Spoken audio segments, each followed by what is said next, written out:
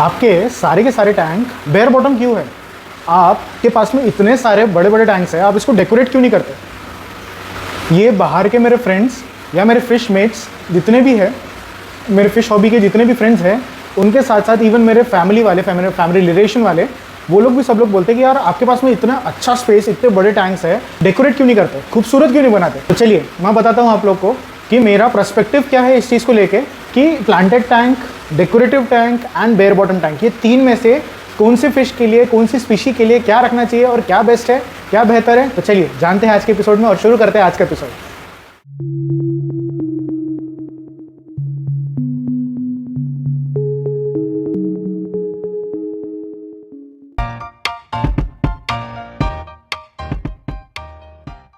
मुझे ये रूम में एंटर करने का मन ही नहीं करता, इसको खूबसूरत बनाओ, मुझे ब्लैंक टैंक देखना पसंद नहीं है। ऐसे कुछ सेंटेंसेस मेरी बेटर हाफ मुझे बोलती है कि यार तुम्हारे पास में इतना अच्छा बड़ा टैंक है, आपके पास में इतने सारे टैंक्स हैं, आप इसको डेकोरेट क्यों नहीं करते? बट एट द एंड मैं ही जानता हूँ मैंने इतने सालों से क्या ऑब्जर्व किया है और मैंने रखते रखते ही सीखा है कुछ चीज़ें।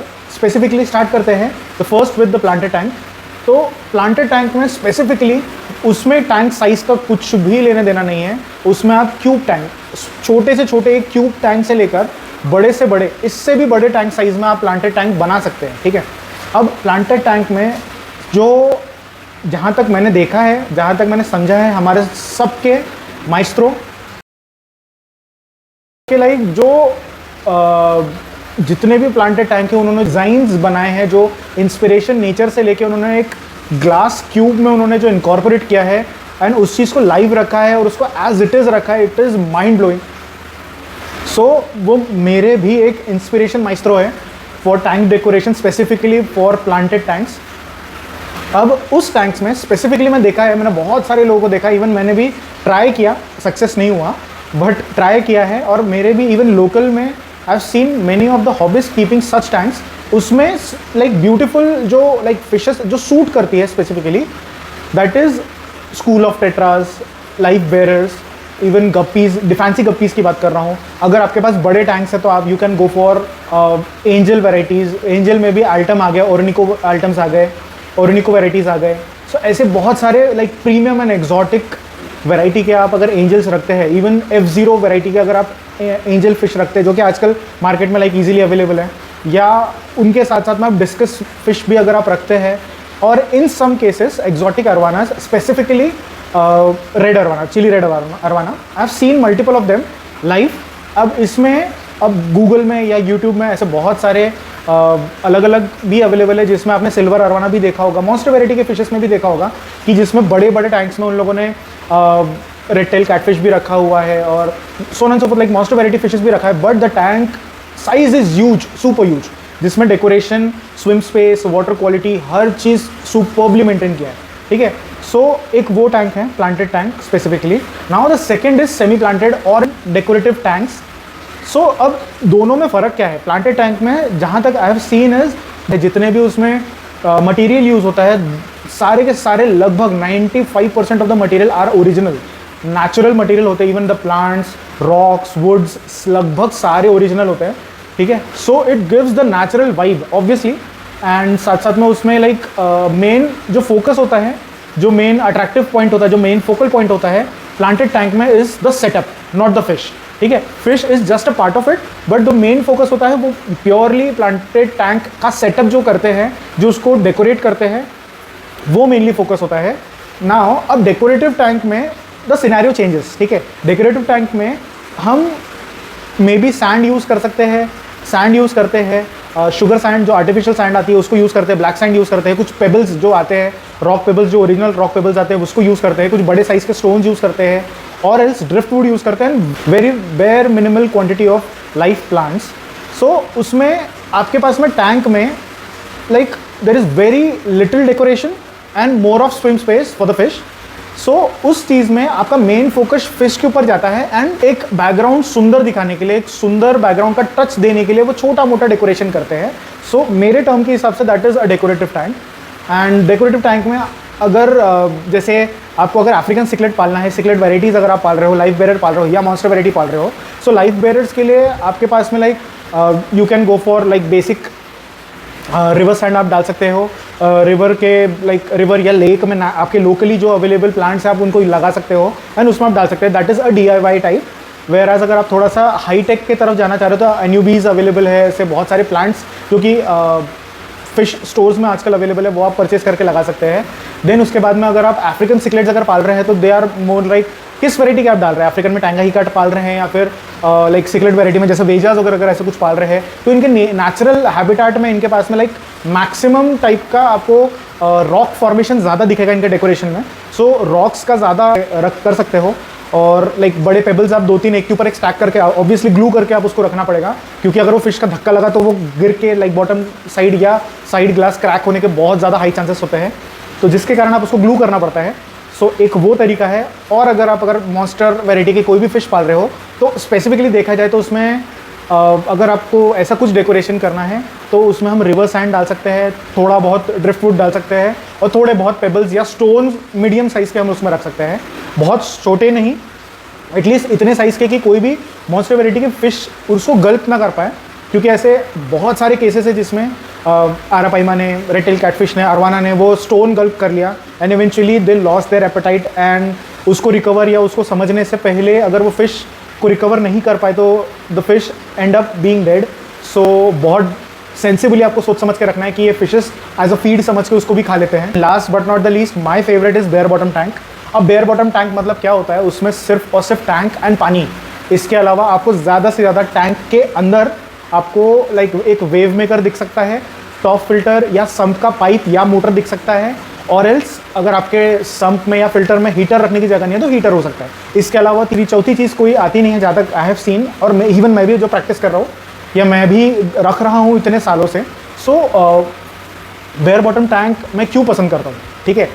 अब बेयर बॉटम टैंक में I have kept like a variety range of fishes starting from livebearer to monster variety fishes, and उसमें मैंने बहुत सारी चीज़ देखा है in a positive way. The first one is कि आपको मेंटेन करना है सुपर इजी। सेकेंड, आपकी फिशेस बहुत बढ़िया रहती है। थर्ड, उसमें इवन जो डर्ट अक्यूमुलेशन होता है उसको क्लीन करना यानी उसको मेंटेन करना है सुपर इजी।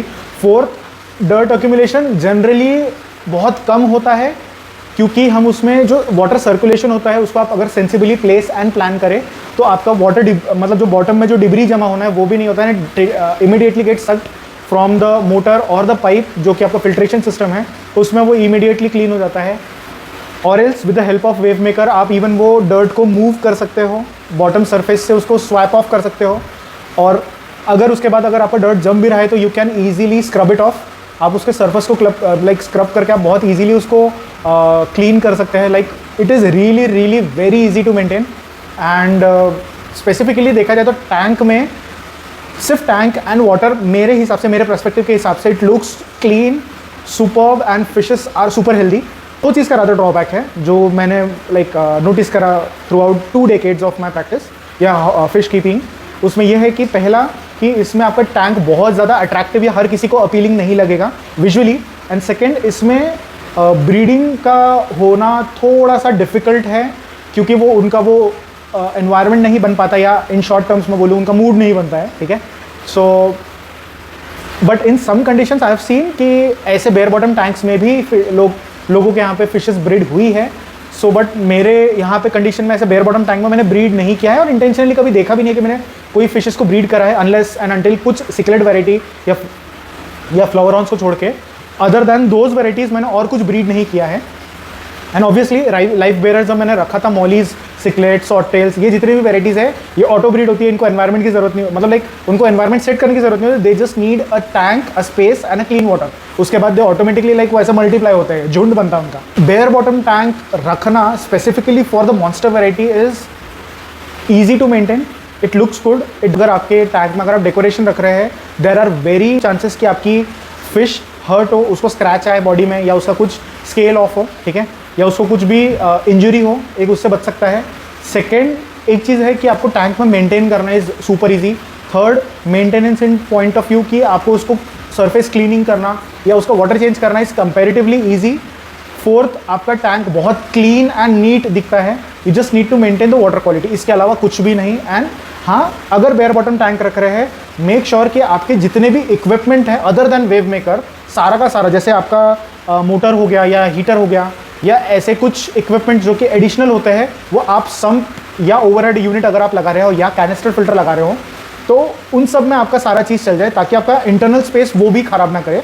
ज़्यादा से ज़्यादा पाइप रहेगा दैट इज़ ओके, या ओवरफ्लो पाइप रहेगा that is also okay, but internal motor रखना ट्राई टू अवॉइड। ऑयल्स अगर आप दे भी रहे हो तो कोई एक कॉर्नर देके उसको कवर कर सकते हैं, जैसे मेरे ये वाले टैंक में है, उसका मैं फोटो पोस्ट कर रहा हूँ यहाँ पे। तो आप देख सकते हैं इसमें यहाँ पे टॉप फिल्टर या सम्प था मेरे, इसमें दोनों सेटअप इसमें बहुत ईजिली हो सकते हैं। इवन अगर मैं मोटर रखूँ तो वो सेटअप लाइक वो जो कॉर्नर है वो कॉर्नर के अंदर मैं रख सकता हूँ, विच इवेंचुअली मेरा जो इंटीरियर मेन जो क्लीन डेकोर है उसको वो ख़राब नहीं करेगा, इंटीरियर का जो एनवायरनमेंट है टैंक का वो ख़राब नहीं करेगा, एंड साथ साथ में वो क्लीन दिखेगा बिल्कुल भी, सिर्फ वो tank and fish and water, बस इसके अलावा कुछ नहीं दिखना है।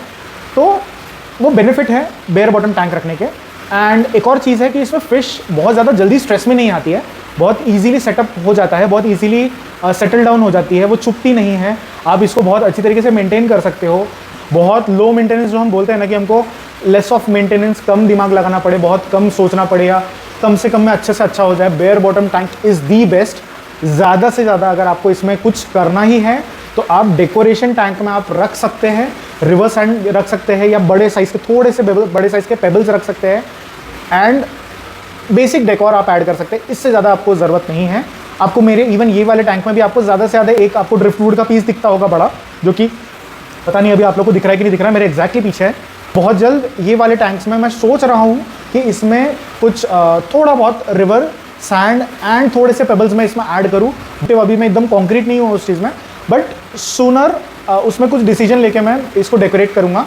और एल्स अगर ये अरापाइमा का साइज़ अगर और ज़्यादा बहुत जल्दी रैपिड ग्रो करता है, बिकॉज मैंने अभी देखा इनका ग्रोथ अभी हाल फिलहाल में बहुत ज़्यादा ही रैपिडली ग्रोथ हुआ है, सो अगर ऐसा कुछ होगा तो मोस्ट प्रॉब्ली मैं शायद वो ड्रिफ्ट वुड का पीस भी इससे निकाल लूँ, ताकि उनका जो इंटरनल स्विम स्पेस है वो एकदम नॉमिनल रहे, एकदम क्लीन रहे, और उनको कुछ भी ब्रूजेस या इंजुरी ना, उनकी बॉडी इंजुरी ना आए। That's all about the tank and its decoration part, and my suggestion and opinion and my thought behind all these three categories.